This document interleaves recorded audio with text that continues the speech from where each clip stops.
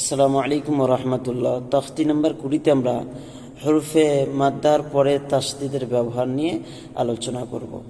হরফে মাদ্দার পরে যে তাসদিদগুলো আসে সেই তাসদিদ নিয়ে আলোচনা।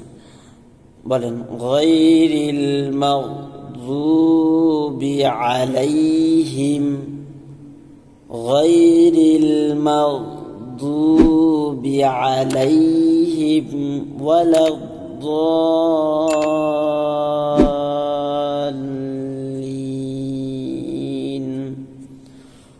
ووجدك ضالا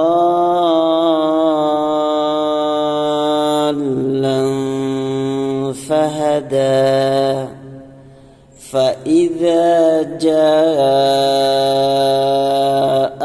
الطامة الكبرى فإذا جاءت الصاخة ولا تحاضون على طعام المسكين وإذا رأوهم قالوا إن هؤلاء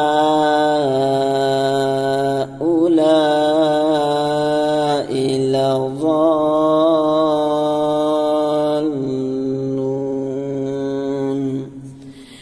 দেখেন হরফে মাদ্দার পরে এই তাসদিদ ব্যবহার হয়েছে, হরফে মাদ্দার পরে এই তাসদিদ ব্যবহার হয়েছে, হরফে মাদ্দার পরে এই তাসদিদ ব্যবহার হয়েছে, হরফে মাদ্দার পরে তাসদিদের ব্যবহার দেখেন, হরফে মাদ্দার পরে তাসদিদ ব্যবহার হয়েছে। তাহলে এটা আমরা কেমনভাবে বানান করব দেখেন, ওয়াও জাবার ওয়া, লাম যদ জাবার লাউ, ওয়ালাদ যদ আলিফ লাম মাদ জাবার যদ। যেহেতু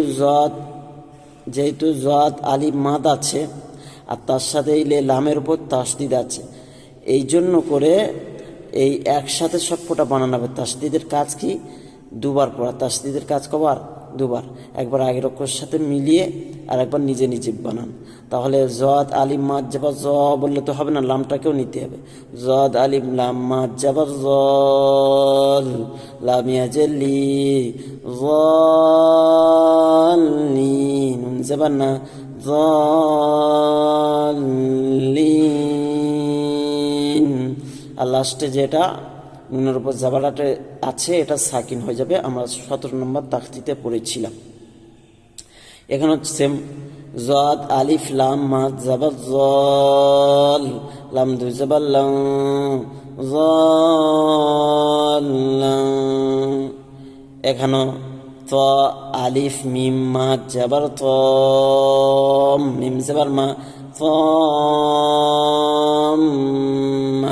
বুঝেছে?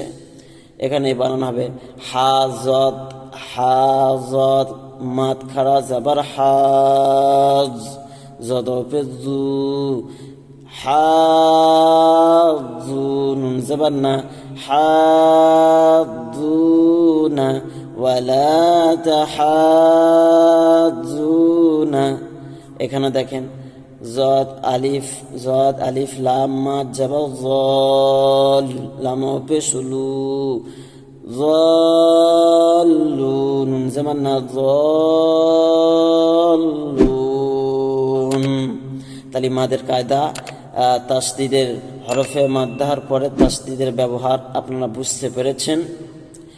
ভালো লাগলে অবশ্যই লাইক করবেন, সাবস্ক্রাইব করবেন এবং বন্ধুদের কাছে শেয়ার করবেন। আপনারা এর সওয়াবের অধিকারী হবেন। আসসালামু আলাইকুম ওয়া রাহমাতুল্লাহি ওয়া বারাকাতুহু।